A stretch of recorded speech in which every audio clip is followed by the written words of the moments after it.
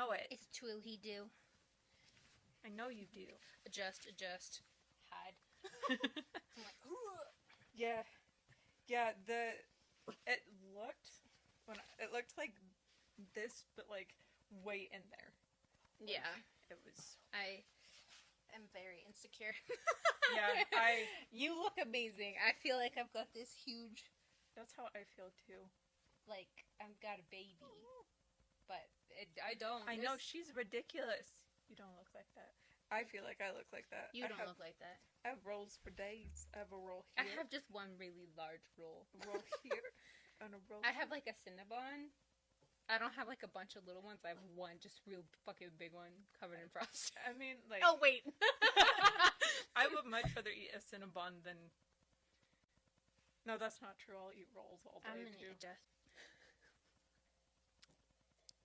Welcome, ghoulies and ghosties, to the Happy Peas podcast, where we're just pumpkins and patch for like one more week. And we did Halloween. I'm Poison Ivy. This is what I would wear to an Airs concert, and I'll be wearing this, but pants. She's Taylor Swift. That's an insult to Taylor Swift. No, it's... When I was putting on eyeliner, I was like, praise Taylor Swift. Please, Taylor, help my hand do a straight line on both sides. That's all I want. So I'm going to kind of jump in real quick with a trigger warning. We're going to talk, it is October awareness episode. It's just in time for the end of October. Mm-hmm. We're doing things that you're supposed to be aware of in October. Mm-hmm. I'm going to cover up my little pouch that I got. So we're going to be talking about October is ADHD Awareness Month, Depression Awareness Month, LGBTQ plus History Awareness Month, Breast Cancer Awareness Month, and it's also National Book Month. Also domestic violence. Which leads me to another thing. We set up a Patreon. Yep. Kind of on accident. I was just dinking around. Well, I was just like, does Patreon cost money? And then it was like, congratulations, you have a Patreon. And I was like, cool. Oh, okay. It's $2 a month. You're going to get probably at least 2 videos, because we almost always double up recordings. Yeah. So you'll get at least 2 videos a month for $2. That's pretty good. Yeah. And eventually we'll rent a studio. Eventually. That's the goal. That's what we want. Yeah, that's the goal. Also, I want to say hi to our 2 subscribers. Hi. We appreciate you. And the other 7 people that listen. Yeah. Hello. Thank you. Yeah. Hi, welcome. Thank you for putting up with our bad audio and my poor editing. I like the editing. And the audio is really only whichever mic is the... One of them that likes to static. Yeah. And I think we've got that pretty well figured out. I think I've got volume figured out. I think moving forward... We're good. I'm good. Like, let's be quiet for a second and see if we can see a little... Yeah, I think we're good. Heck yeah, man. And so we bring a Patreon because the domestic violence portion is going to be on Patreon. Yeah, it's a big trigger warning because I feel like as someone who has PTSD, like, depending on where you are in your healing journey, that could be a really triggering topic, and I want to avoid triggering as many people. Yeah, for sure. And so, like, we're going to touch on some stuff that's sensitive. We're going to do it in, like, a loving, informative. I tried to be, like, very statisticky. Yeah. Statistical. Oh, no. Now there are no words. I mean, words don't exist anymore. I like statisticky better than statistical, but I think statistical is right. And it just reminds me of, like, testes. Yeah, exactly. Yep. So I try to be, like, mostly informative. As someone with depression, I'll talk a little bit about that. I don't have ADHD diagnosed. I have theories. It's in my family in a big way, so it wouldn't surprise me. But again, just kind of facts. And then we've both been in domestic violence situations. So, yeah. And then also there's going to be an Am I the Asshole on Patreon? I love those. Right? So yeah, it'll be fun. If you want to join us over there, heyo. That's gonna be the thumbnail. Us Wayne and Garthing over here. This wig is itching the inside of my ear. Something fierce. I'm so sorry. I have a confession, and you're probably gonna want to fix it. I've never seen that movie. Oh. We can fix it. We should. It's a great movie. Not tonight though. It's a wonderful movie. We were Wayne and Garth for Halloween once. I think I remember that. It was very cute. It was very cute. We still have the hat with the fake hair on it. I don't know why, but for some reason that specifically grosses me out. Well, it's because it's just fake hair. I was gonna say, we just have fake hair laying around somewhere. I have a closet full of wigs. There's fake hair everywhere. Every time we talk about wigs, for some reason, it just takes me back to that one TikTok that was, like, the cop went and knocked on the lady's door because her wig was hanging She's like, out of her and he's like, I know what's going on, but I just want to show you. I have to take my glove off, to itch my ear. Oh, I hate when people say itch instead of scratch, but here I am doing it. And then to hit buttons. If you're wondering why I keep looking at my feet, it's because I never wear heels this high. It's wonderful. It's beautiful. I am on board. I wear heels that high often. I do not. I usually just wear, like, sneakers or, like, little tiny heel. A teeny tiny heel. Mm-hmm. I feel powerful in these, though. You should. They are power shoes. You could stomp all over a man in those shoes. I would love to. Yes. Also, you might hear Billy's bell ring. He is fully pottied. If you missed it last time, he rings his bell when he needs to go potty. He also rings it when he wants attention. Which he could just come over here. He could. We would give him attention. Oh, I'm Stephanie. I'm Molly. That's Billy. You can't see him because he's not in frame. He'll be around. Sorry. I got excited about announcements. I mean, I feel like, unless they're new, they might know our names. Yeah, but, like, we want to say hi to all the new news. Hello. Hey, new news. Hey, new peas. Welcome to the pod. Little baby peas. So I was like, daydreaming in the future about Patreon. And I was like, so it's $2 right now for just whatever. For everything. It's just one thing. And I was like, ooh, if we ever do tiers, the first tier will be podlings. Mm-hmm. And then there could be, like, sugar peas. Pedal poddles. That'll be the highest. I don't know what you'll get for that. We'll get there if we get there. But, yeah, that's all. I like it. Yeah. Oh, I'm dumb. We're supposed to be doing urban legends. I mean, we could tack that trigger warning onto the next one. It'll look funny. We'll just do another intro. Hey, join us on Patreon. No, wait, Urban Legends is for Patreon. Oh no. Nobody gets free feet, Billy. Including Billy. They don't get to see my feet. So there was an abrupt outfit change. So, we filmed the intro for the wrong video. So, if you want to see us look hot like that, go though. Just that one time for Halloween. Maybe. Go Patreon. It's $2. And then also you can watch us talk about urban legends. Yeah. And Am I the Asshole? And other fun things to come. Indeed. Yeah. I feel like if we have stretch goals, like if we hit 100, then maybe we do something fun. And then if we hit 200, we do something fun. I really wanted to do like a live with us doing the dirt and worms. Yes. Or worms and dirt or whatever you want to call it. And I just realized that if we did that, we would be live streaming to nobody. Or like our 2 subscribers and like our 7 unsubscribed watchers. Hi again. I see you. And unless you're one of our ex-boyfriends, thank you so much for being here. For real though. If you're an ex-boyfriend, go away. Go the fuck away. I meant to tell you. So I went to a food festival thing on the other side of the state over the weekend. And the weirdest thing happened. You didn't think of me, even though I love food. That's not true. We texted all weekend. We did. No, also, the way that we filmed that first intro and then being like, abrupt outfit change. We pushed Patreon so hard for something that we did on accident. Whoopsies. But no, so at one point there's a guy that's like, oh, this is the 50th or however 40. It was the 42nd. He's like, it's the 42nd annual festival, blah blah blah. And he's like, it's now. Let's stand for the national anthem. And everybody stands up, and I'm talking to you. I'm texting you on my phone, and I look up, and everyone's looking at me.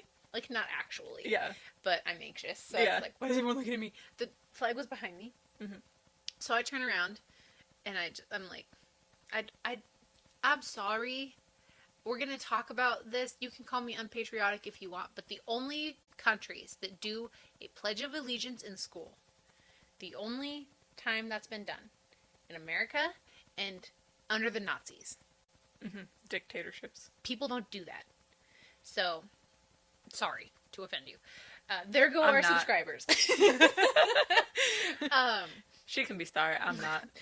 But so it was like the weirdest thing happened because there were all these lines. People were already lining up for food. It was like 10 or 11 in the morning.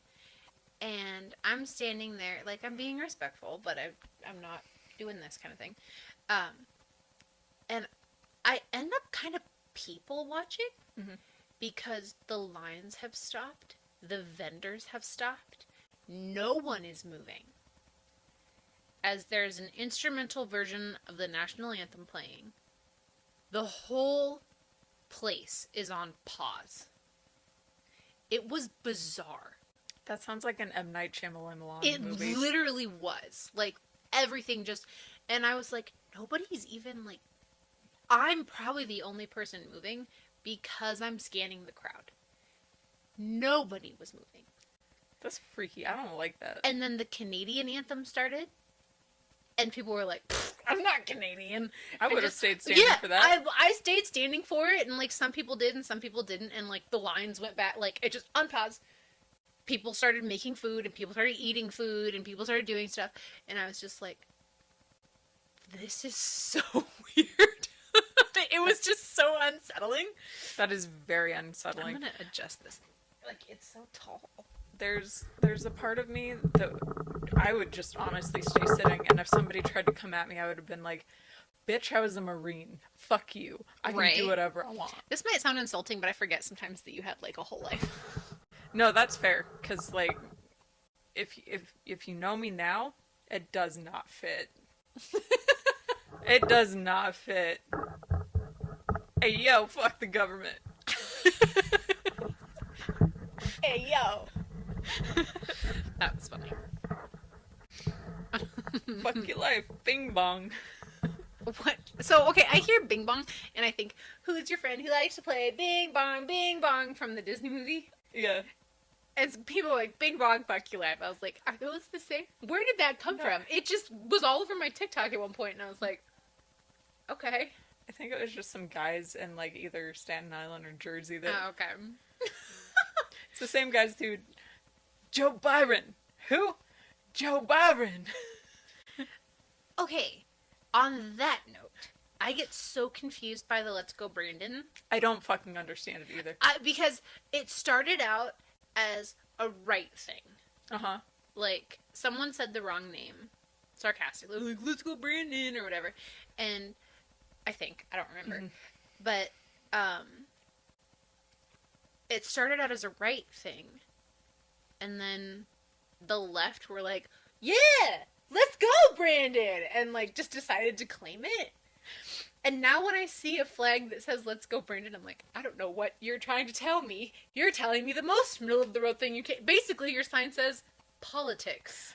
And I don't know what it means. I think if it's a flag on somebody's truck, it's far right. I think you're right. But, it's because, like... I don't know how many people out there like Bo Burnham, but his song, his Joe Biden song, like, that's how all of us felt. We've talked about this once before, and I think the audio was absolute garbage. Oh, okay. But, what was like, I saw a TikTok that was like, America really gaslit Joe Biden, mm-hmm. because they were like, you should run for president. And he was like, do you know how old I am? And then he got elected, and we're like, he's so old! He told us that in the very beginning, and we were like, but, like, Okay, Donald Trump. I'm gonna make sure I hit play on the camera. Hey everyone, I would just want to jump in here real quick and reiterate those trigger warnings. We do talk about some heavy subjects here today. Specifically, there is prolonged discussion about unaliving yourself and suicidality, and I just want to jump in front of that so that nobody is. It was triggering to talk about, it was triggering to edit, and so I just wanted to throw that out there for you. With love, thank you so much. Billy says, "Don't sell your butt on the internet, Mom." You can't tell me what to do. I sell my butt wherever I want. For real. I might cut that out because that's like, whew. I mean, like, the only thing that's stopping me from starting an OnlyFans is that I'm lazy. Yeah, is that I'm lazy. I think that I cut this out of my podcast with Jackie, but which is not going to be on Patreon. I think that's just going to be a bonus episode that goes up on like a random Saturday. Hi, baby. Holy shit! As someone who doesn't like ASMR, you're welcome. I'm sorry. I want just a tiny, I was not paying enough attention when I poured that so much. Oh you're getting crunk tonight. We getting twisted. That's not where I thought you were gonna go with. Let's get it started. What? Let's get it started. In here. Bow, bow, bow, bow, bow, bow. See, then I just went to the Eminem So did I. band. Oh, I thought that's it was different. If you don't like me, you can suck. Yeah, that's the same song. These chicks don't even know the name of my band. I'm pretty sure those are different songs. However, copywritten. Yeah. Also, my bad. All the copyright. It wasn't just Eminem. It was his. What was it called? D12. Thank you. The irony of that is these chicks don't even know the name of my band. You didn't know. I remembered the song. Okay, so we were going to talk about ADHD awareness, breast cancer awareness, LGBTQ plus history, depression awareness, and then we were talking about doing a Patreon for domestic violence month for the triggers. Indeed. I think I already said this, but again, I want to put a trigger warning on a lot of this. What do you want to start with?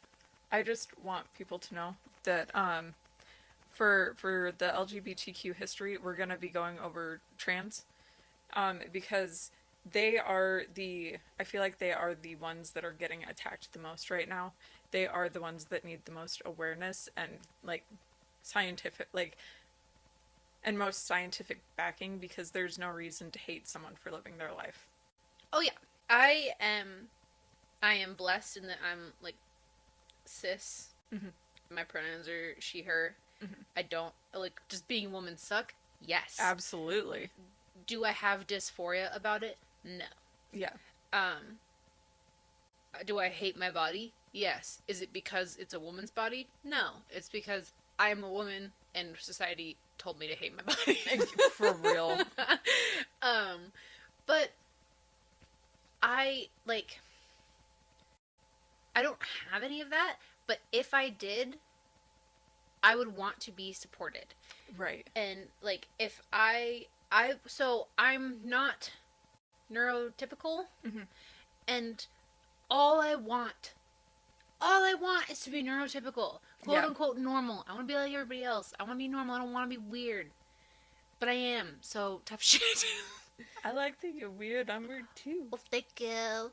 But if I didn't feel at home in my body, if I felt my body was wrong, if I felt I was the wrong gender, same thing.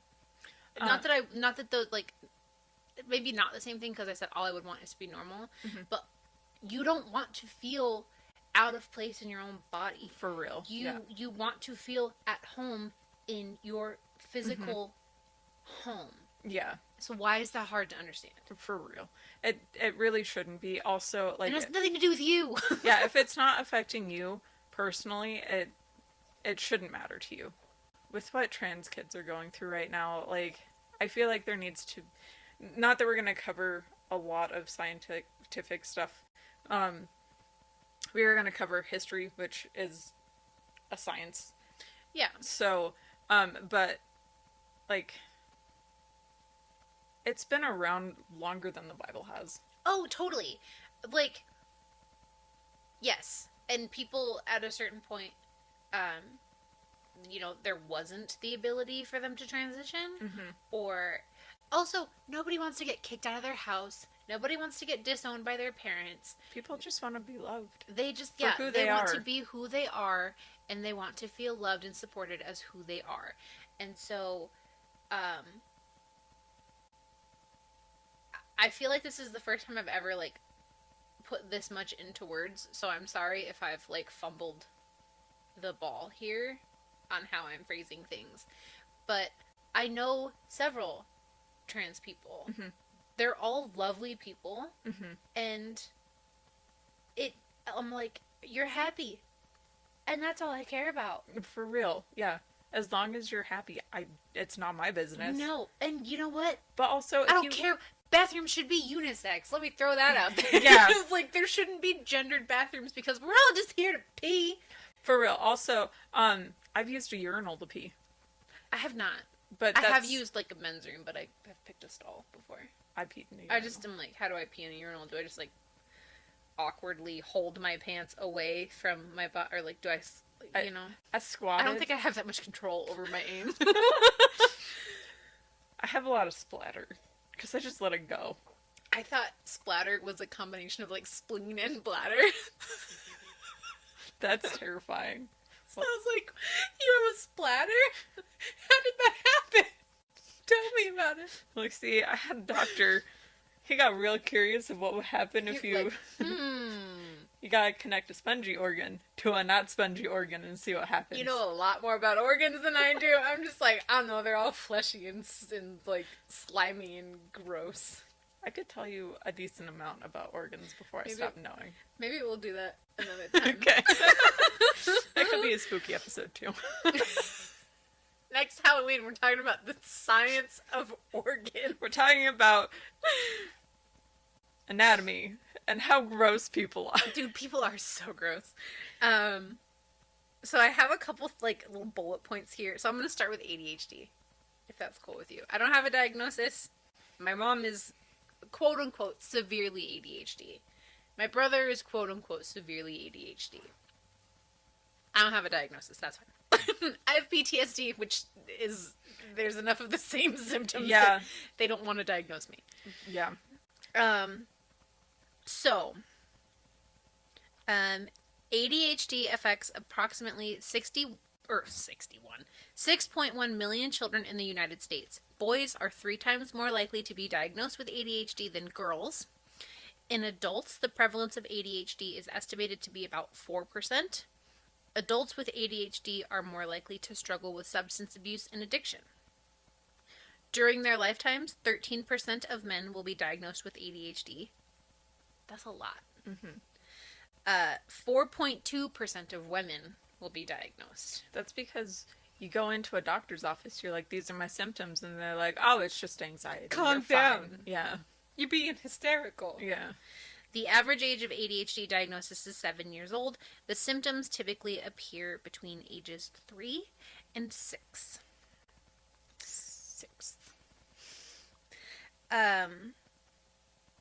Whoa. I just clicked this link that I, like, saved for myself, and it went to nothing. Well, that's not true. It just went to, like, a bunch of ads. Let me give you all these ads. Yeah. Hey, do you want these? So, because I looked up, like, United States versus the world. Because I was like, are we more ADHD than the rest of the world? We're more depressed than the rest of the world, that's for fucking sure. So the prevalence of ADHD in adulthood, I'll get to the United States versus the rest of the world in a second. The prevalence of ADHD in adulthood is more comparable between sexes than in childhood, with an estimated prevalence of adult ADHD being less than 2-fold higher in men versus women, 5.4% versus 3.2%. However, women tend to be older than men when they are diagnosed, and I think it's because women display symptoms differently, and women are also better at masking. Yes, absolutely. Mm-hmm. You got Kyle over here punching walls, and then you got Sarah over here just dissociating. Were those just random names that you They picked? were, So, ADHD, attention deficit hyperactivity disorder, is a neurodevelopment disorder characterized by the difficulty sustaining attention, hyperactivity, impulsivity, or a combination of both. Individuals with ADHD may struggle to resist impulses, follow directions, complete tasks, and remain seated, among other things.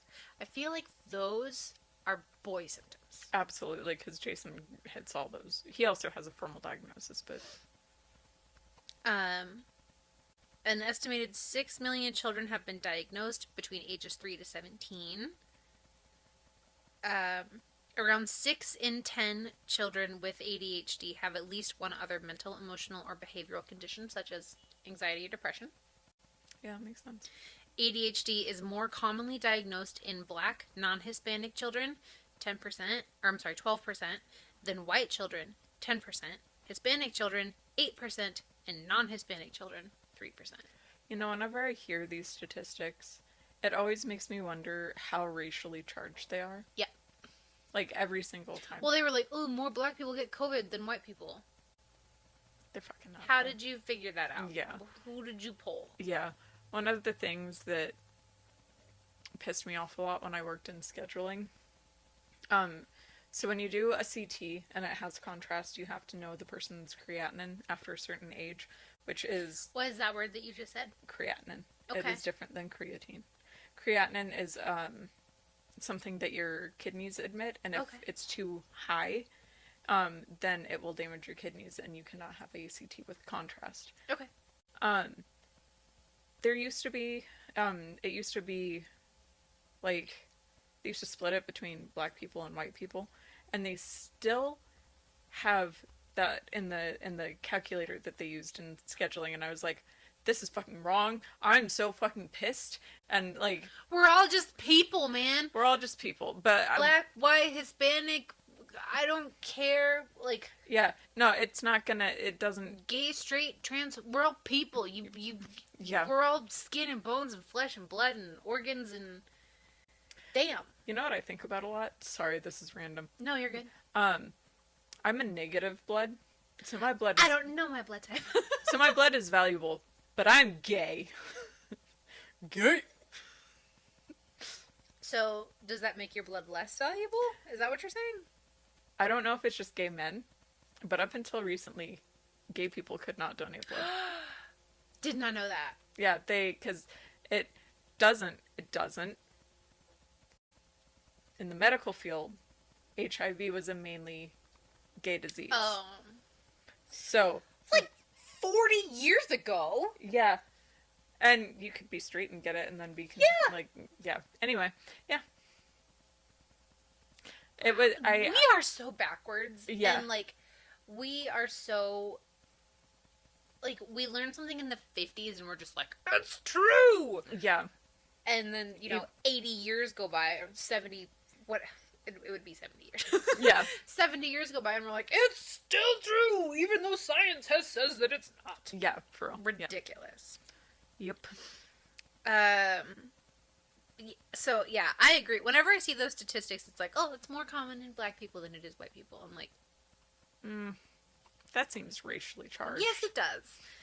An estimated 70% of diagnosed children in the U.S. will receive treatment.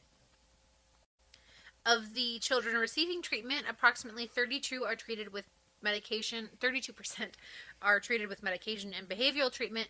30% are treated with medication only, and 15% receive behavioral treatment only. That's an interesting one. It's because it's... Well, okay. I have a theory. This is a theory. Yeah. It's not a... It's because it's not... It's called therapy. It's behavioral therapy. Right. People don't like therapy, even though everybody should have therapy. Even if you're perfectly A-okay, you should have therapy. You don't have to have depression or anxiety to go to therapy. You could be going through the loss of a loved one and get counseling in that. You could be going through a really hard breakup and have counseling there. It doesn't like there's different types of counseling, and I think everybody should have some sort of therapy. I agree. And and that's like people say that you should take couples counseling when things are great. So that you know how to have open dialogue when things are not great. And I've thought about asking Craig, like, do you want to do that with me? What would we talk about? We had a fight about this. And I'm like, okay, so define fight. I'm like, we disagreed with each other. Nobody raised their voice. Nobody cried. Nobody... And I mean, this is kind of touching in on the domestic violence thing, and that's like the direction I'm going with this. But I'm like, the only thing we've thought about is like renting versus buying. Yeah, I think that's something that applies more to like younger couples that are in long-term relationships. Because I feel like the older that you get, the more that you understand like open communication is key in every relationship. And I used to cry at every disagreement. Yeah. Because it was my conditioned response, was to cry. Yeah. And that was the way fights ended. So as soon as there was a disagreement, I would start to cry. And I would like, be like, I'm sorry, give me a minute, I'm not trying to cry.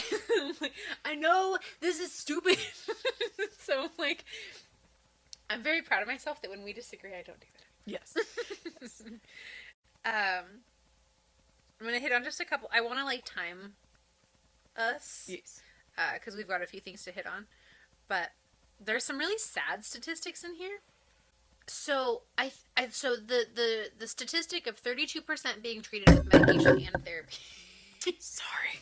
The statistic of 32% being treated with medication and therapy versus 30% being treated with medication and 15% being treated with therapy only.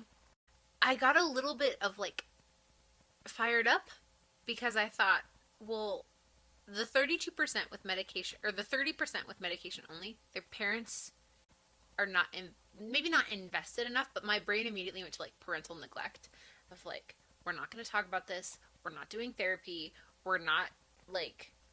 Yeah, behavioral therapy, I'm a boy that's 13 years old. Which is so behavioral therapy isn't like talk therapy. Yeah. Jason's been and graduated behavioral therapy. It's literally going into situations supervised with a therapist, and anytime like the kid, like in extreme situations, if the kid starts to get angry and violent. I fully just imagined like a kid with a collar on and the therapist shocking them. Which I'm assuming is not what happens. No, they get redirected. Because that would be so awful. Yeah. But you were like, it's behavioral therapy where they go into a situation and if the kid does poorly, I was like, They just get redirected. Good. But yeah, I gotta count some of that 30% to kids who have done both and graduated the behavioral portion. Well, I think that's when it says 32% are treated with medication and behavioral. So overall, 47% go through behavioral treatment. Oh, okay. But 32% of that 47 are on medication. So almost half go through behavioral treatment. I would say, yeah, I think a lot of that would be parental neglect, but also, let's look at the American workforce. Let's look at corporate... It's not neglect, maybe, as much as just a lack of time. Yeah, because if I didn't have my mom to be able to take Jason, I wouldn't have been able to get him to behavioral therapy, because my work just wouldn't have covered me leaving work that often. Yeah. So... You know what? I wrongly called it bipolar. When I was editing it's going to come out after this episode. So next week's episode, the friendship episode, I wrongly called it bipolar disorder. And I think I actually ended up cutting it out because it's inaccurate. I have borderline personality disorder. And I have a workbook. And I was telling Craig about it. I was like, my workbook says that the future... Or, no, what did I say? I was like, I didn't like the phrase, but the present is perfect. because all of the events that have already happened have led me to here. Mhm. And I was like, I don't like that one. Because it Not was really. like, how do you deal with mistakes? Remind yourself the present is perfect. And I was like, nope, the present's not perfect because I made a mistake. But here's the thing. Like, everything that's happened to you has led to who you are now. Yes. But the stuff that happened to you that isn't your fault, that's not a mistake. No, it's not. So the scenario in question was specifically like, you make a mistake, you beat yourself up about it. Like, you really go hard on yourself, and you're like, I'm stupid, I'm worthless, and you start talking all this garbage about yourself because you made an error. You know, for me, it's like, when I make a mistake at work, I'm so hard on myself. So it's like, don't be, stop that behavior. That is a trauma response of everything is your fault. So stop that behavior. Remind yourself the present is perfect. And I was like, the present's not perfect because I made a mistake and I have to own that. So what it said was, what happened, what I'm dealing with right now, one of the alternate options was like, the reality of this moment is made up of several other moments, of countless other moments. So beating myself up right now is beating myself up about potentially somebody else's choice, about something that happened yesterday, that all I can do right now is deal with like the reality. And so beating myself up over it is not going to make it easier for me to rectify it or something. So I just sent an email and was like, I am so sorry. I made a mistake. And I think I said, I was like, I'm so sorry for my error. I've corrected it. Everything's going to be resolved now. Once again, I deeply apologize for the delay and issues that this has caused you. And I was just like, own it and move on. Because beating myself up over it's not going to change the fact that I made a mistake. Anyways, behavioral therapy is what I thought of. But then there's the 15% receive behavioral treatment only, and I think that that's like people that don't believe in medication. Or don't, maybe it's a last resort. Which is understandable because before Jason got to the provider he's with now, his previous provider wanted to put him on medication that could have changed him forever. Like Ritalin or something? Do they still give kids Ritalin? I don't remember. I don't remember what it was called. I just remember I was looking at the side effects. I was just reading the pamphlet, and one of the things said anger that might not go away if you stop taking this medication. I was like, I don't know about this. Dude, the world is such a like heavy place that like I'm angry. Well, okay, again, I have BPD, so I'm angry all the time. It's like an effect. There's just a fire in my heart all the time. But it's so hard to not be angry at the world sometimes, that like you don't want it to be caused by especially in your kid. You're like, you're just a sweet little baby, and I mean, he's not a baby, but like, you're just my sweet little baby, and I love you so much, and I don't want to make your world any harder, and I don't want you to have to carry that emotional baggage unnecessarily. Well, that, and there's like, and there's enough for him to be angry about. I'm well, looking at you, Dad. Not my dad, his dad. Oh yeah. Anyway, I'm gonna hit the last few statistics and then we can wrap up. The next few are the ones that made me sad.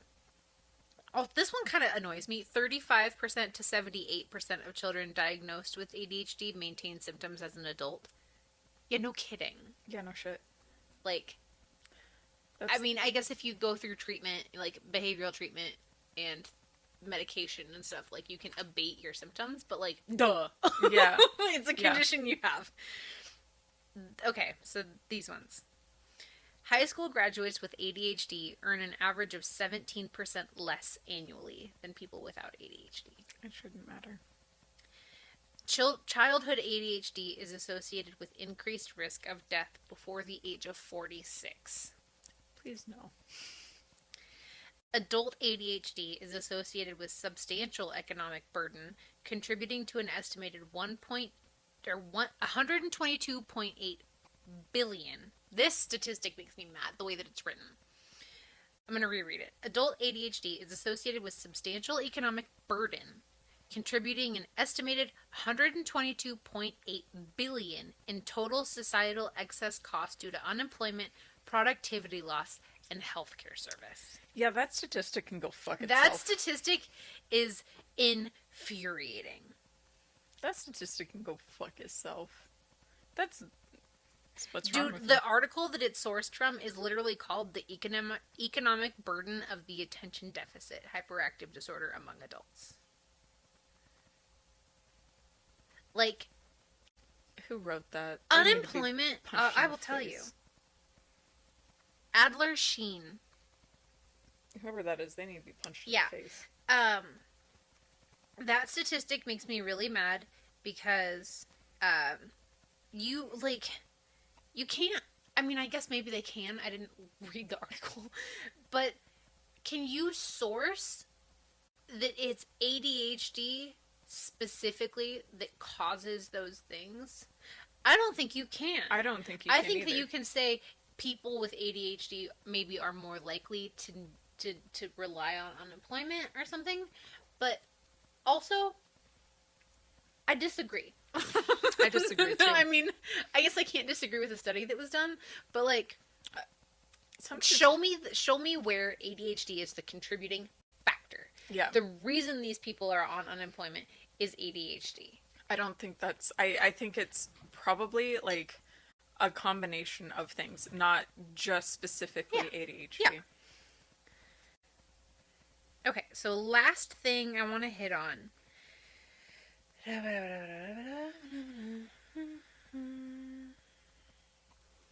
This is very scientific. The predominance of American research into ADHD over the past 40 years has led to the impression that ADHD is largely an American disorder and less prevalent elsewhere. The impression is reinforced by the perception that ADHD may stem from social and cultural factors common to American society. However, another school of thought suggests that ADHD is a behavioral disorder common to children of many different races in society worldwide, but is not recognized by the medical community everywhere. Yeah, that makes sense, honestly. 1 in 20 children in the United States is believed to be affected by ADHD. I'm trying to skim this super fast. I mean, if you look at the way that school is set up in other countries versus America, like, my dad's wife is from the Netherlands, and the way school is set up there is they go by what your strengths are, and then they put you in that school. Like, my I don't want to call her stepmom because she's not that much older than me, but my dad's wife went to college for the airplanes. Aerospace engineering or something? That one, yeah. Yeah. And she's brilliant. She's a genius, and like she's good at that stuff. Her sister went to school to be a florist because those are her strengths. Like, it's separated based on what your strengths are. Yeah. And if that's what it is, then they're looking at the intrinsic interests of children versus what they think, versus, like... what they think kids should learn. Exactly. Well, and I think that there's, like, an interesting theory about, like, mainstream schooling, public schooling squashes the creativity out of kids. I don't disagree with that. I don't either. Because it's all regimented and standardized, and there's like a specific unit of measurement that everyone is compared against, and so at a certain point, like, yeah, your creativity dies. Your individuality, your uniqueness, you lose that in the standardization of curriculum. Yeah. I think. So, you know, there's like left brain and right brain. There's the, how do you learn? Do you learn by like taking notes? Do you learn by hands-on, the tactile learning? Or do you learn by, what are they? There's like the audio, visual, and tactile, I think. So like, you have to take into account that kids learn differently. So like, I did not like physics. Yeah. I preferred chemistry. I think Craig preferred physics. And it's... I'm bad at science. I like languages. Yeah. Oh, okay. What was your favorite class? Are we talking high school or college? High school. I mean, I didn't go to college, so... Pottery, but if we're going, like... Like, let's go, like, core. English? Me too. I don't... You're the first person to ever tell me, ever, that English was their favorite class. I loved English. Hated history. It was all memorization of dates. I liked learning about history. I didn't like the curriculum. I didn't like learning about history because it was like, in this date, this happened. And in this date, this happened. And then you needed to memorize it. I may or may not have ADHD. So it was just memorization of facts. Hated it. Yeah. I actually liked math. I was good at math. It's kind of like in Mean Girls where she's like, yeah, math's the same everywhere. Mm-hmm. And like, I could not be, I couldn't be bad at math because it was always the same. I went to 10 schools. Yeah. I couldn't be bad at math because no matter which school I was at, it was the same. Yeah. Yeah. But I loved English. I would proofread my friends' English papers when they were in college and I wasn't. They would send me their papers to proofread and I would be like, this.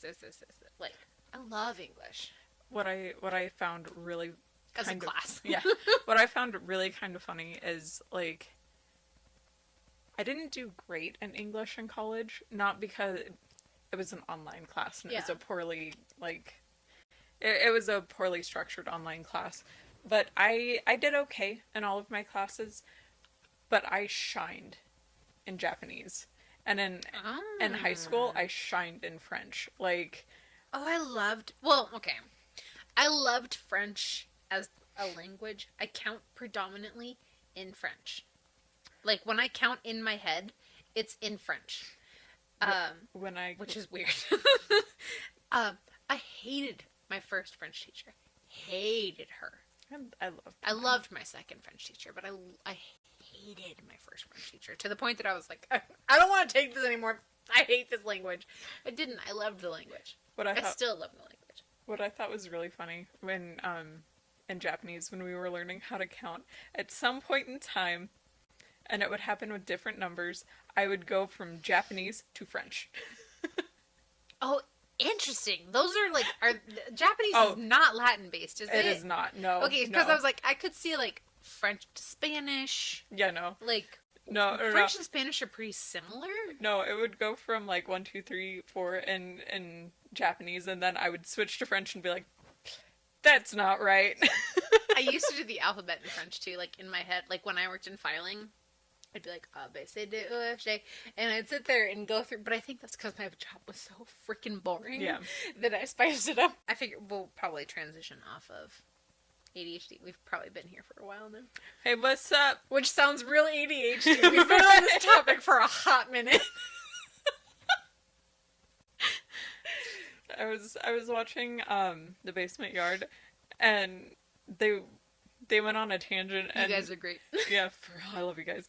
And Joe was like, we went on a tangent, and I was like, man, do I relate?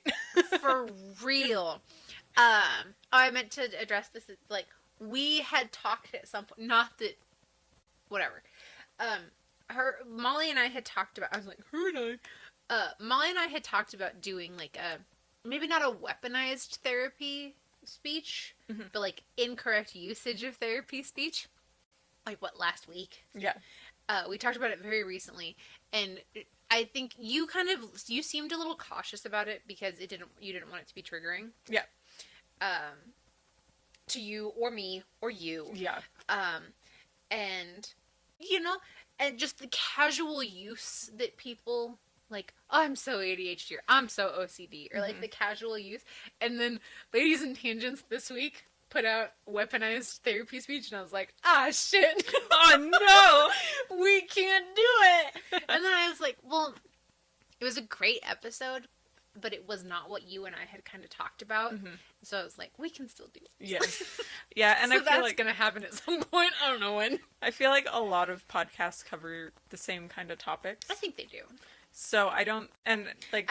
because we're two girls on a couch with a dog under a blanket, and there's enough similarities that I'm like, we're We're not trying to rip you off. Do I love you? Yes. Am I trying to rip you off?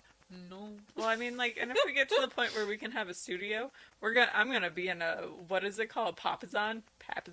Oh, yeah, the chairs. I'm gonna be in one of those chairs covered in a blankie, and it's gonna be. I love blankets. I use blankets all year. I do too. Craig makes fun of me because it'll be like the height of July. Mm-hmm.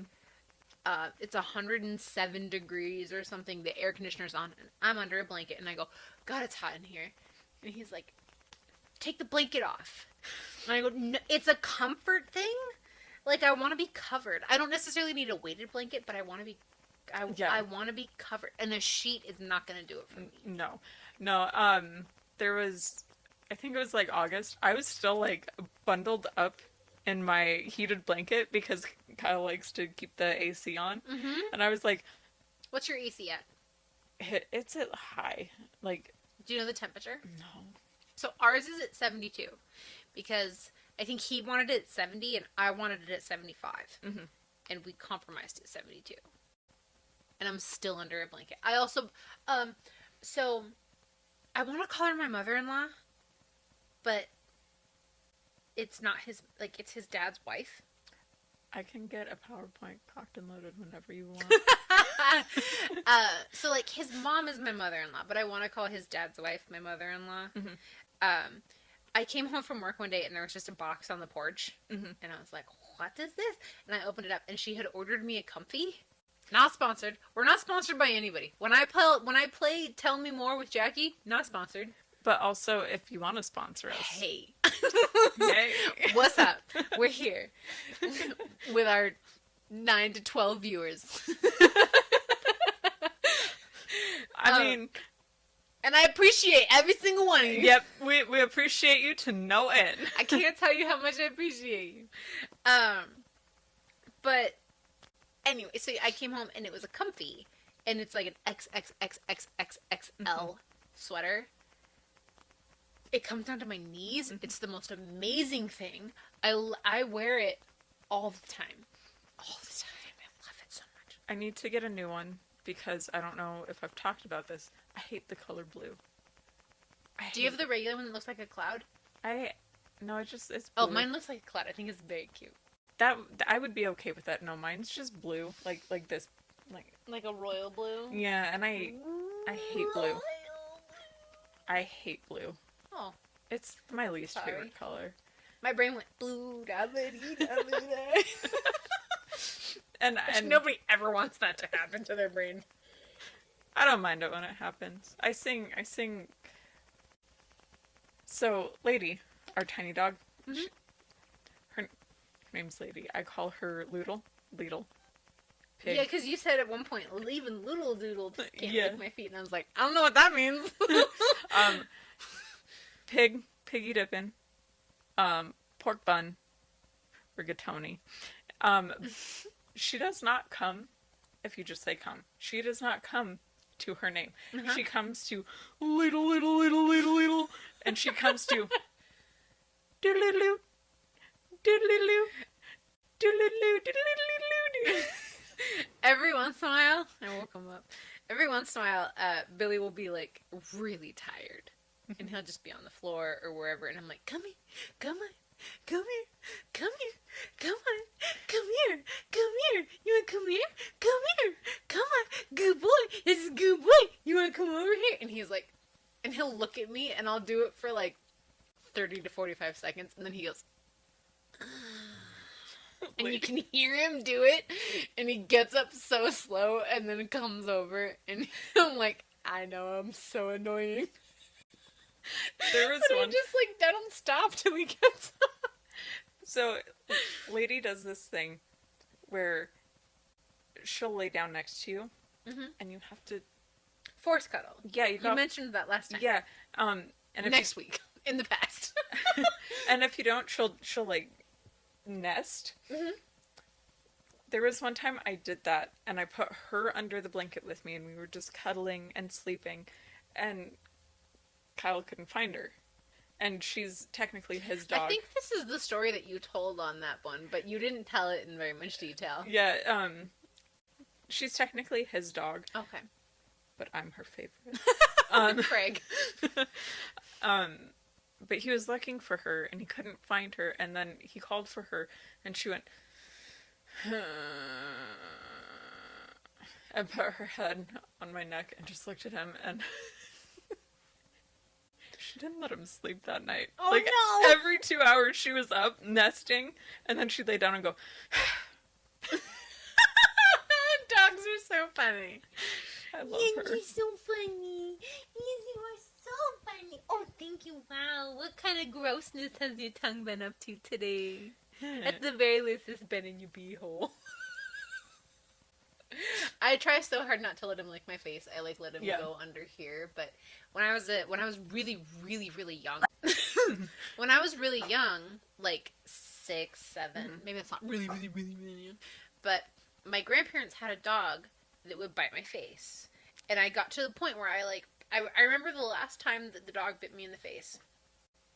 I grabbed its toy, and I didn't bend down, and they insisted that I bent down, and I was like, no, I didn't, because I knew this dog would bite my face, so I was not going to bend all the way down. So I was like, do you want this? And the dog jumped up and bit my face and made my nose, got my nose up here. I was bleeding, and they were like, you gotta stop messing with the dog. And I was like, I wasn't. Oh my god. And so I don't like, especially a little dog, getting in my face. But I'm just like, hi, yes. Oh, on my neck. Great, thank you so much. I thought that I'd hit on depression real quick, and then we could go to LGBTQ+.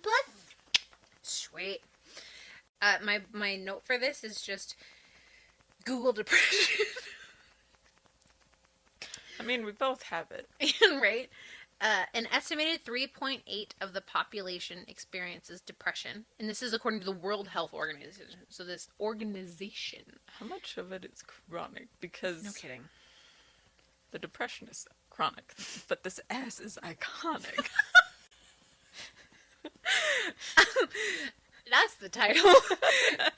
An estimated 3.8 of the population experienced depression, including 5% of adults, 4% among women, 4% among men, 6% among women, and 5.7% of adults older than 60.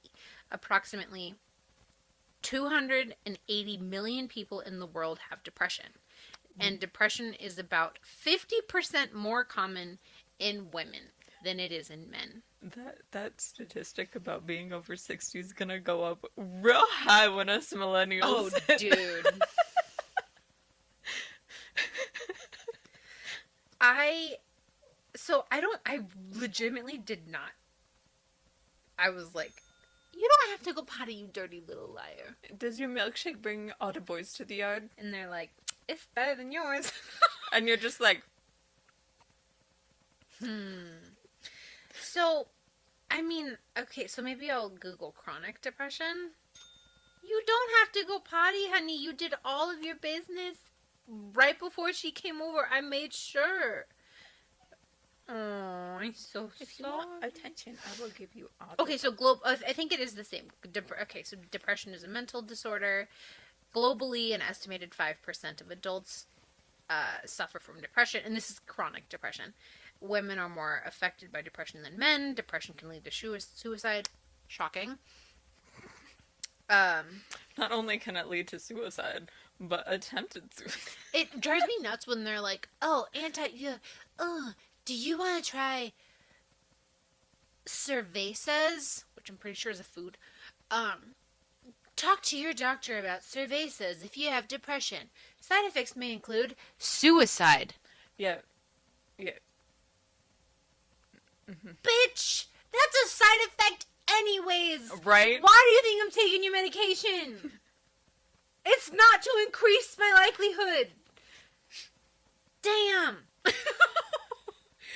I explained this to my so I have a psychiatrist and a psychologist. I don't love my psychologist. Usually it's backwards, but you know. No, like my psychologist, we have okay conversation. I don't feel like she listens to me very much. I feel like she kind of talks over me a little bit. My psychiatrist, we don't talk nearly as often. Mm-hmm. Like, our last session was in August, and our next one's in November. She's like, I want, you're not having side effects. You're doing well. Let's revisit at the end of November. Happy Thanksgiving. But I explained it to my psychiatrist. That's the one that gives you medication, right? So I explained it to her. You can yawn. You don't have to, like, hold it in. That's just habit. Oh, okay. She was asking me, like, about suicidality. And I was like, I don't actively want to end my life. Trigger warning. I was like, I don't actively want to unalive myself. Sometimes I'm like, if a truck hit me, it would be fine. Yeah. Like, people may be better off. If I could just stop existing for I'm like, but also I'm terrified to die. Yeah. So I'm like, but sometimes I'm like, to quote Jenna Marbles, our queen, the fatigue of life is really setting in. Mm-hmm. See, like, I'm not terrified to die, but I feel what has stopped me in the past is the person that has to clean up the mess that I made. Oh, see, I'm not a mess person. No, I mean, like, the person who's gonna be scarred by finding me. Oh, fair enough. Yeah, the psychological mess. Yeah. No, they asked me, like, do you have a plan? And I was like, yeah. Doesn't everybody have That's depression? legitimately. I was like, doesn't everyone have a plan? Doesn't everyone have an emergency exit? Apparently not. I have had my plan since I was like 14. So they were like, do you have a plan? And I said, yeah. And they said, do you plan on carrying, or do you intend to carry out your plan? And I was like, no. And they were like, oh. But I think the fact that I had a plan really freaked them out. So somebody called me later and was like, are you safe? Are you comfortable going home? Do you feel like and they called me, I think, 3 times that day. Like, they called me for the initial consultation, mm-hmm. and then they called me twice to make sure that I wasn't going to do anything. And one of them asked me, like, okay, but you said you had a plan. And I was like, I've had this plan for, like, 15 years, if not longer. Yeah. I have not executed said plan. Clearly. Like, I'm not going to execute the plan. And then I think I said, like, doesn't everyone have an escape hatch? And he was like, no. I was like, oh. But, oh, you know what? I want to Google postpartum and make sure that whenever postpartum awareness month is, that we touch on that. But the way that anyway, huge tangent. The way that I described it to my psychiatrist, she was like, do you feel like taking your life? And I said, no. The way that I view it is more of like, imagine that you're swimming in an ocean and you're just in the middle of a big body of water and you can see the shore. Mm-hmm. And you've been swimming and swimming and swimming and you can see the shore. It's right there. But you're so tired. Yeah. You've been swimming for such a long time. And it's like, I could just stop swimming. Mm-hmm. I get it. Pregnant pause. Yeah. But, and that's what I told her. I was like, I'm not like, boy, a shark. I hope a shark eats me. Yeah. But I'm just like, I could just stop swimming. Mm-hmm. I'm swimming against the current. I'm not getting any closer to the shore. I could just stop. Mm-hmm. And she was like, do you mind if I tell other people that? And I said, no. Well, yeah. Because that's how it feels sometimes, is like, I can, I see other people being happy, and I'm like, what, right now I feel very job insecure, but I'm like, I have a good job, I like my coworkers, I'm in a good place with my boyfriend, this is the longest and healthiest relationship that I've ever had, like, I'm in a good place. Why is there not a big smile? I'm like, why is peopling so hard? Yeah. And I explained it the other day, or actually today in D&D speak. I was like, I have 4 first level spell slots. Mm-hmm. Everything is a 4th level spell. Yeah. Taking a shower, 4th level spell. Maybe 3rd. But I'm like, taking a shower is the 3rd level spell slot. I only have 1st. I can't do it. Yeah. Putting my makeup on, that's the 3rd level spell slot. Shaving, 5th. Yeah. Folding my laundry, 4th. Sleeping, first. Yeah. Sleeping is the 1st level spell slot. Eating, 2nd level spell slot. I was like, this is how I have 4 1st level spell slots. Everything is at least a 3rd level spell. Being a person right now is so hard. Yeah. More than 700,000 people die every year due to their own intention. And it is the 4th leading cause of death in 15 to 29-year-olds, which is so sad. Their life's like barely started. I know. I hate the people who say that people who do that are selfish. Because the people who say that don't know what it's like. I'm so glad you said that, because I didn't think about this. I had a conversation at work. A coworker knew someone who took his own life, and he had like a great wife and a great job and great kids who had like great careers and whatever, and they were like, how could you do that? Here's the thing. I just sat there in like uncomfortable silence, because I was like, but here's the thing, you don't want to. When you're in that moment, you don't want to do it, but there's not another choice. The other thing, well, I think I said this to one of my other, to Lauren later, after her and I, separated from the conversation. I was like, I didn't know what to say in that moment, but I was like, you feel like you're doing them a favor. Yeah.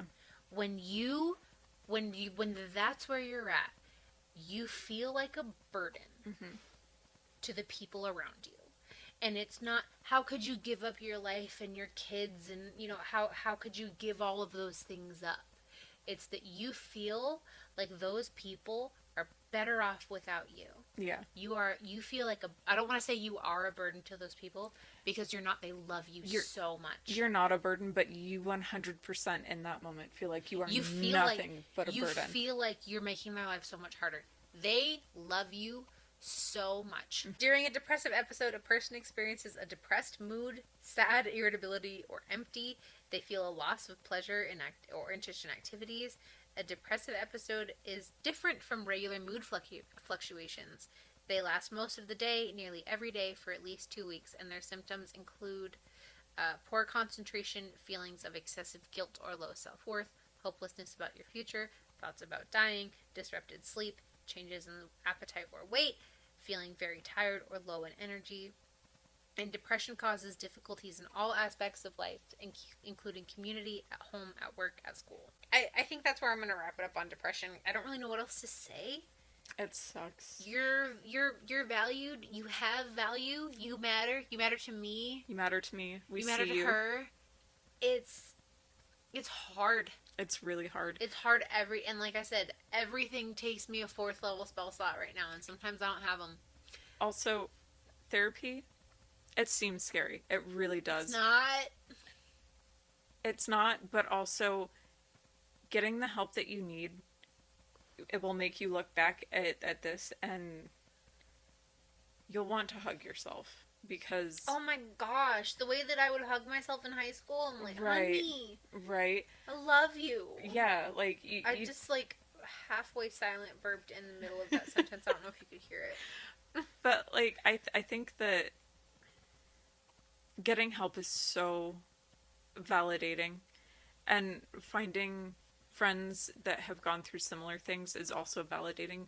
It helps to show that you're not alone. And if someone makes you feel bad for having depression, you should not have that person in your life, because you're not too much. You're not a burden. We love you. You're not. You matter. You are so important. And I don't know. I hope that you feel seen and recognized, and that you really hear us. And we want you here. We do. You make an impact, and it's a good one. depression sucks, but not having you here sucks a lot I want more. to hold your hand. Like, there's something, I'm like, I want to hug you. Yeah. I just, it's so hard to be in that place. And you know what? You gotta be nice to yourself, too. If there's a day where, like, Oh, I'm so mean to myself. you need to sleep, just sleep. There's nothing better than a day of sleep. So, like, just be kind to yourself. Try to be understanding with yourself. It's hard. I am not telling you it's not hard. It's really easy for me being this far in my healing to say that, but I also know how hard it is. So Sometimes I think about the fact, I'm like, I graduated from therapy, and I'm like, you graduated from therapy for being kind of a hoe. The reason I went to therapy was sexual dysfunction. And that's what I graduated from, because I had entered into a healthy relationship that we were waiting to have sex, like, and she graduated. She's like, we don't need, and I was like, yes, I do. I don't need you for sexual reasons anymore. Well, that sounds weird. I don't need you for sexual dysfunction help anymore. I need you for help with everything else. I still miss her. I miss you. Finding a good therapist is hard. it's very hard. You'll find them, though. Let's switch to LGBTQ Okay. plus, please. We're gonna go through trans history. Yeah. It's gonna be like bulletin board kind of. It's not gonna be super long, but We'll probably tangent quite a bit. yeah. So around 5,000 to. That doesn't make sense in my mind mathematically, so I'm going to switch it, but if I'm wrong, feel free to correct me in the comments. Around 3,000 to 5,000 BC, there were androgynous or trans priestesses of Sumerian and Inanna goddesses, and they spoke their own dialect and took on feminine names, dressed feminine. And then in ancient Greece, the gods were worshipped by, I'm gonna mispronounce this because I cannot speak Greek, I'm sorry, Gali priests, who wore feminine attire and identified as women, and have been identified by scholars as early transgender figures. It wasn't just ancient Greece, though. It was like ancient Rome and other ancient civilizations. Right. That was a very poorly timed bathroom break, and then of course I picked at my face, and so now I'm bleeding. You know, I completely understand that. Do you want to continue? Please, yes, Okay. let's continue. Okay, so in the 4th century, Anastasia, the whole thing with Anastasia happened, and it is rumored that she spent the remainder of her life dressed masculinely as a monk, and became viewed by some by some scholars as transgender, which I thought was very interesting information. Yeah, very. And kind of cool, honestly. Yeah. And in Southeast Asia, there are at least 8 known gender expansive identities. Oh wow. I'm not gonna try to pronounce them, even though I have experience speaking Japanese. Just because I have experience speaking an Asian language doesn't mean that I would pronounce it correctly. But it's spelled Hijra, is the 3rd gender. And they've been well documented in religious cultural texts and legends, and they often form intentional communities as well as survival for community as well as survival. Around the 18th century,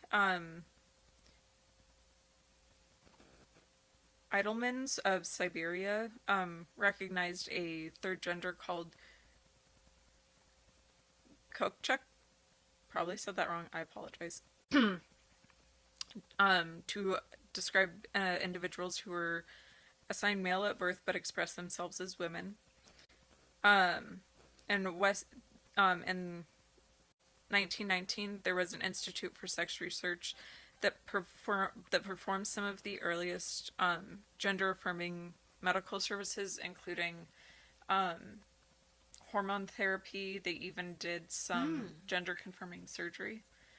1919. Yeah, but it was eventually destroyed because of Nazis. Of course. Yep. Right.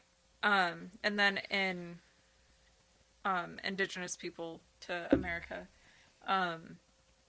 there's two spirits who, and it's kind of a term for multiple genders, but please don't quote me on that. I am not Native American. And for stuff like this, I would refer to a Native American. Right. But yeah, so trans people have been around since BC times. Well, I mean, I'm bisexual, and it took me a long time to figure that out.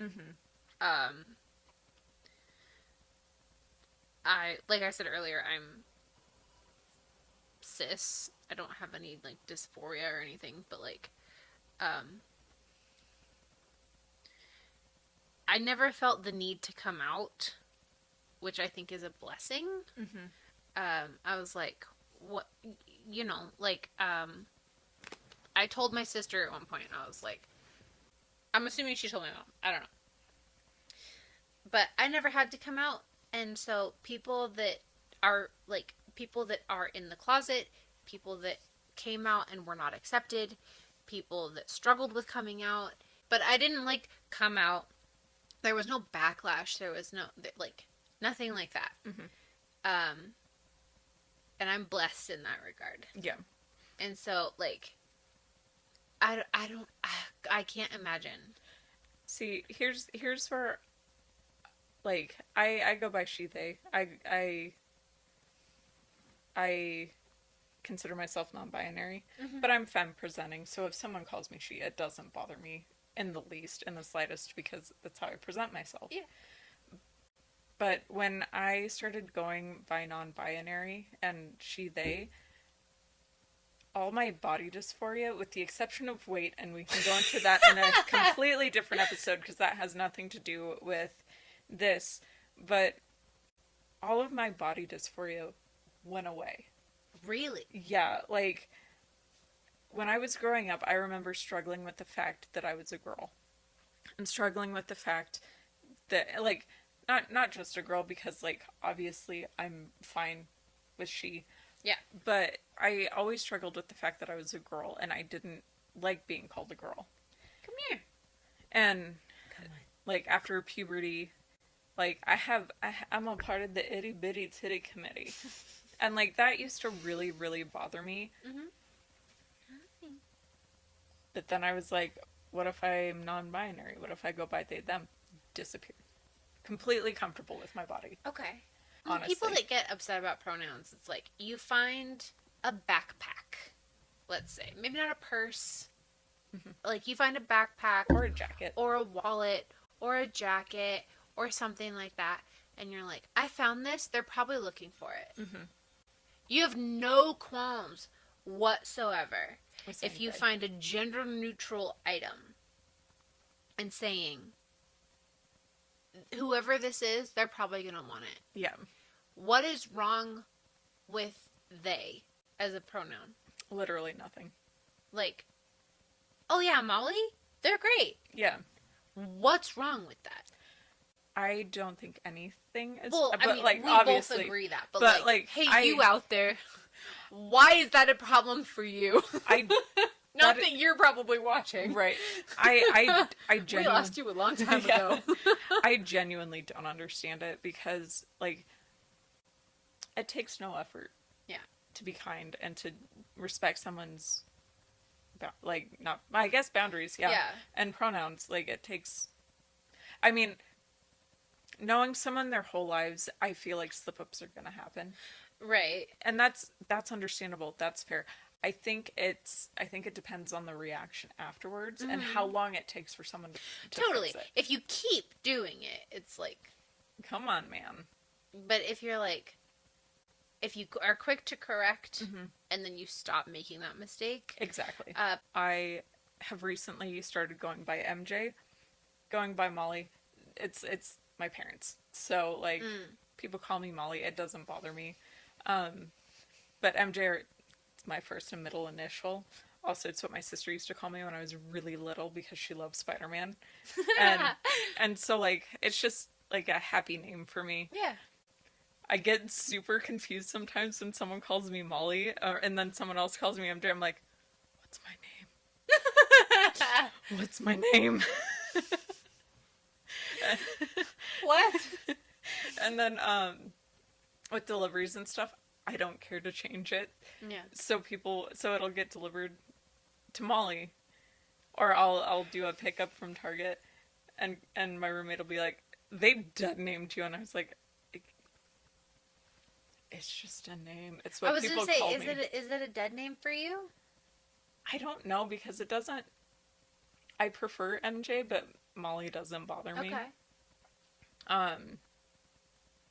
And I wouldn't say so because my parents are gonna call me Molly, because I'm Right. not gonna tell them I'm non-binary. But I mean, that's the same as like telling your parents that like if you were trans, Mhm. that you know, not telling them your new name for their comfort. Like it can still, you can allow people to dead name you, I think. That's true. Yeah. Is what I'm getting to. I don't think I've fully thought about that. Yeah. I don't think I've fully made a decision about it. It definitely feels weird when, like, some of the closest people to me call me Molly. Uh-huh. But it doesn't, it feels weird, but it isn't, like, offensive. Yeah. And it doesn't, like, get under my skin. It's just kind of one of those things where I'm like, what? The only other thing that I wanted to talk about, because I thought it was kind of cool, was the first person who ever got transgender surgery. Hold on, I gotta sign in. This was and I could be wrong. This could be very wrong, because I feel like the article that I'm pulling this from was very whitewashed. Yeah, like most of history. Yeah. But it's an article about the first woman who was able to get gender confirming surgery over in Belgium. I don't remember her name because I can't pull up the article, but she went over, was able to get the surgery, sent home a letter, and she was very lucky in the fact that her family was accepting of her. Yeah. And she was also a veteran. Mm. She served in one of the wars. And she... Oh, war. Yeah. And in that article, there was a lot of tragedy, too. There was an Egyptian... royalty of some kind who was a man but asked to be called she, wore feminine clothing, expressed interest in wanting a womanly body. Okay. Tragically, she ended up getting assassinated and thrown in a river, which is a lot of how... Why am I not shocked? Yeah, and there was Civil War people who were women and dressed as men and wanted to go by he, and I'm sure it's prevalent throughout so much history. it is. The person that they talked about in this National Geographic article, he was able to keep his pension, but they also forced him to go into a mental hospital and forced him to wear male clothes the rest of his life. I mean, I'm sorry, female clothes for the rest of his life. Lovely. Yeah. It's really depressing, and I really wish that people would understand that it's not your fucking business what's in somebody's pants. It's not your fucking business what people identify as. It's not your business. And it shouldn't bother you because it doesn't affect you directly. And it's just stupid. Yeah. We are about an hour 45 in. Okay. So if you don't mind, yeah, I'm going to pivot us to our last one. Heck and yeah. I'll try to keep it quick. I'm going to set a timer for myself. I think we've had a lot of very interesting conversation, though. I've liked it. Yeah. Even like our tangents have been really interesting. Our last one, technically, is Breast Cancer Awareness Month. If you're over 40, you can schedule a screening mammogram. Yeah. on your own. You don't need insurance approval. You don't need a Nice. doctor's order. You can just call into your local radiology company and say, hey, it's time for my yearly screening mammogram. Get you scheduled, get you in, get you out. Yeah. Good to go. I have controversial opinions, I think, about breast cancer awareness. One more thing, because I think it's very important. Uh-huh. If you cannot afford a mammogram, there is Hang on. there is a program that will help you pay for it. I do believe it's a national program. There's actually a lot of programs that can help you with the cost of a mammogram. So if money is something that you are worried about, there are plenty of programs that will and can help you, because it's very important. Mm-hmm. It is one of the most common cancers that I work with. Yep. And my aunt died of it.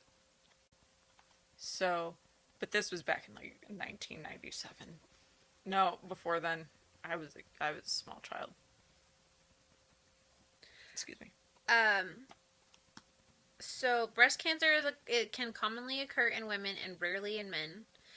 Symptoms include a lump in the breast, bloody discharge of the nipple, which feels like a nightmare, and changes in the shape or texture. You can also lose your nipple. Right? Yeah. Inverted nipple. So I was gonna say swelling, skin dimpling, pain, retraction, red, dry, flaky skin, Heat. right? So, and I wanted to look up, like, I've heard that the self, It depends on your... inspection is, like, not super... It's important to do because you can feel lumps and bumps. That's true. But if you have dense breast tissue, like,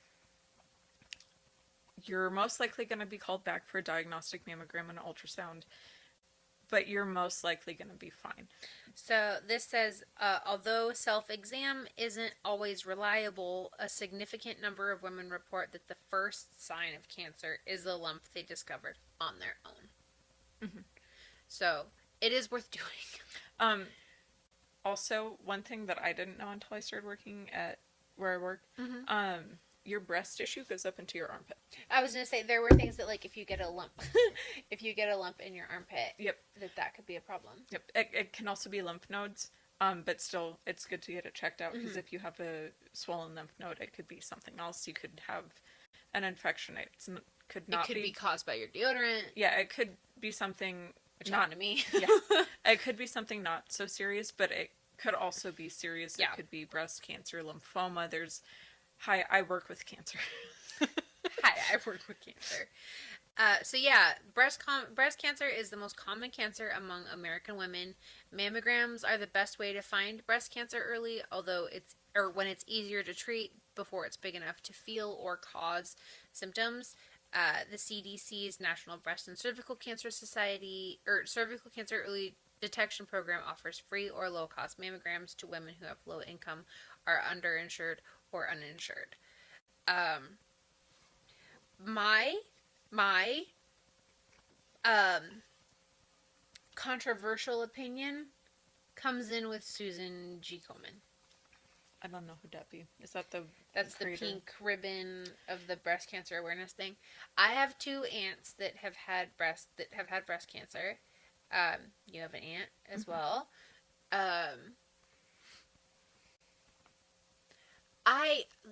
It's the most common cancer in American women. I feel like at this point, 2023, we're pretty aware of it. Yeah. We're pretty aware of breast cancer. I don't think we need to raise awareness anymore. I think that, like, we don't want to forget about it. we don't want to forget about it. But like the awareness of it, I think people are pretty freaking aware of it. Yeah. And my beef with Susan G. Komen is, allegedly. She's a shitty person. Because Well, okay, so I'm gonna say something that I don't mean I'm like asterisk, allegedly everything is our opinion, none of this is fact. Well, we're reading statistics, but this, I don't want to take away from what you're saying. Yeah. But almost every, I'm sorry, almost every charity that is well known is corrupted. Okay. It's bullshit. No, you're not taking away from it at all. So this article, I mean, granted, this article's from 2017, but it says that in 2014, 109 people in the United States were diagnosed with breast cancer. 41,676 people died from it. It says that's why Breast Cancer Awareness Month is so important. It helps fund the research and potentially cure a disease that affects so many people. A lot of people, the first thing they think of is that pink ribbon. Like the NFL puts on pink shoes and has all the pink, there's the pink everywhere in October for breast cancer awareness. I think about work. I mean, fair. So the pink ribbons were made popular by the Susan G. Komen organization. And it's the largest and most well-funded organization when it comes to breast cancer charities. And in 2016, their annual report of they received a total of $257,895,950 in donations from the public. So you would think that they would be putting so much money towards the fight against breast cancer. But do you know how many cancer treatments you could pay for with that? For real. And I could go on a huge rant here because I work in cancer and I have a lot of opinions about the American healthcare system. So Susan G. Komen is an organization, and I'm reading directly off of this article, is an organization that doesn't have anything wrong with it, but there are several aspects that should give people cause.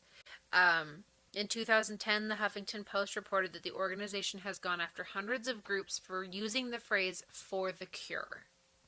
Like Race for the Cure, I think, is Susan G. Komen. And so any other organization that says, like, work for the cure or raise for the cure. Kind of like Taco Tuesday. Yes. Susan G. Komen spends a large sum of money each year filing legal trademark oppositions against smaller breast cancer research charities. That's fucked up. And apparently the charity leader earns $500,000 a year for a nonprofit. That's disgusting. From 2010 to 2011, which at this point, this is like 12 years old, but a financial report revealed that Susan G. Komen devoted 20.9% of its donations to research.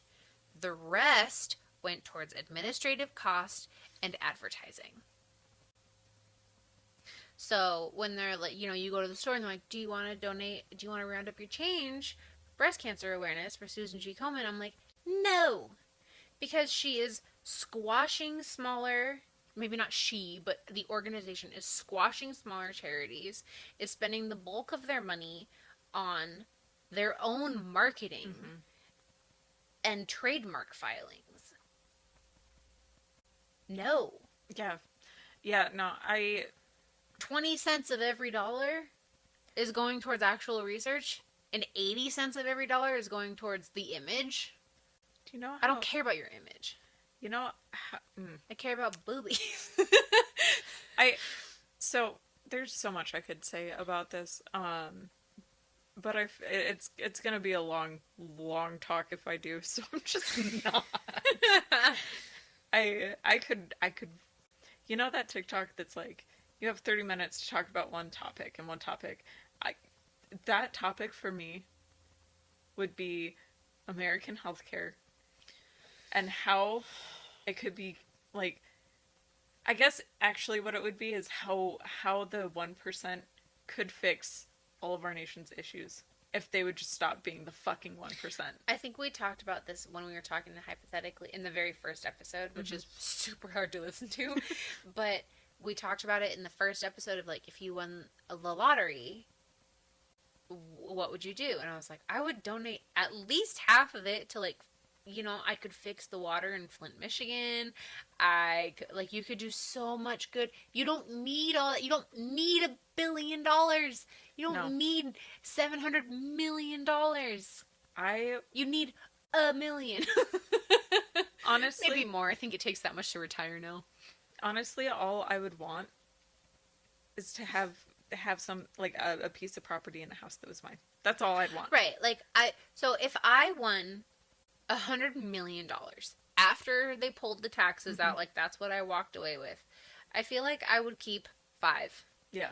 Like, I'm gonna buy a nice house. I'm gonna make sure that I can pay my property taxes. It takes, I think, $1 million to retire, so I would keep $1 million for both of us so we could retire. I'd buy a house for, you know, a big nice house that I don't need, for like $750,000. What is that? Like $1 million for property taxes, which would probably cover me for a long ass time. Like, if my property taxes are $10,000, $1 million is gonna last me forever. Yeah. And then $1 million each to retire, and then I'd have $1 million for just, like, investing and living off of the interest.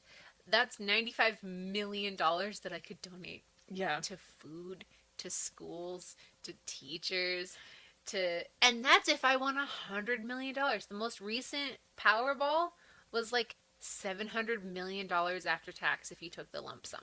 Yeah. I think what I would do is, like, my close friends, I would buy, like, houses for them. But no strings attached. Just like gifts. Yeah, like, that's true. I'd set up college funds and stuff, and I'd probably help put people on their feet. But then there's also, like, what if you buy a house, and there's a couple people that I think of with this, that, like, you buy somebody a house, and they lose it because they don't pay their property taxes. Yeah. Because you just, like, you buy a house for a person that's just not responsible. That's fair. But, that's out of your hands. You know, you did your part. But people that are like, the jackpot's $1.5 billion, and I only got $700 million. I'm like, you paid $2 for a lottery ticket. Yeah. Per drawing. Also, let's talk about how and you won. Yeah. And what do you need all that money for anyway? Yeah, but also, now you're in a different tax bracket. You don't have to pay taxes, you son of a bitch. Shut the fuck up. Dude, the tax thing? The taxes don't scale with the wealthy. And they're like, it shouldn't scale with the wealthy. Why? Why do I pay more in taxes than you? Because there are tax codes for the rich. The rich wrote those tax codes. But also, you could solve, at the very least, the hunger in America. You could solve, at the very least, that. You could solve the housing crisis. You could solve the shitty, like, medical, like, insurance bullshit. You could solve so much with all that money, and yet you decide to go into an ocean and implode yourself. Fuck you. Also, that's my nightmare. You lived my nightmare because you're rich and you had the money to. Fuck you. You took your money and lived my worst case scenario, and I hate it. Yeah. We might have to do domestic violence Another night? Another night, because it is almost 10 o'clock. It's sleepy time. And we've been probably a total of 3 hours recording. Probably. So this is what happens when we don't see each other for real. We missed each other last week, and, like, you can tell. Yeah. Yeah. I feel like we have to at least get on the phone and talk. But yeah, coming soon. Hopefully in the month of October. Yeah. And Patreon, we will have domestic violence awareness, as if this wasn't triggering enough. Which sorry. Probably was. We got real heavy in a couple spots there. Yeah, I'm sorry. We'll put it'll have big trigger warning. I'll, like, put in a voiceover if necessary, like, big trigger warning. It probably will be necessary. But yeah, thanks for hanging out with us. Thanks. It was a good time. It was a good conversation. A lot was learned, I think. Indeed. I learned a lot. I did too. Cool. I hope you learned a lot, and I hope you learned that we care about you. Very much. And that you matter. You do. And we love your fucking face. Motherfucker. And with that, bye! Bye!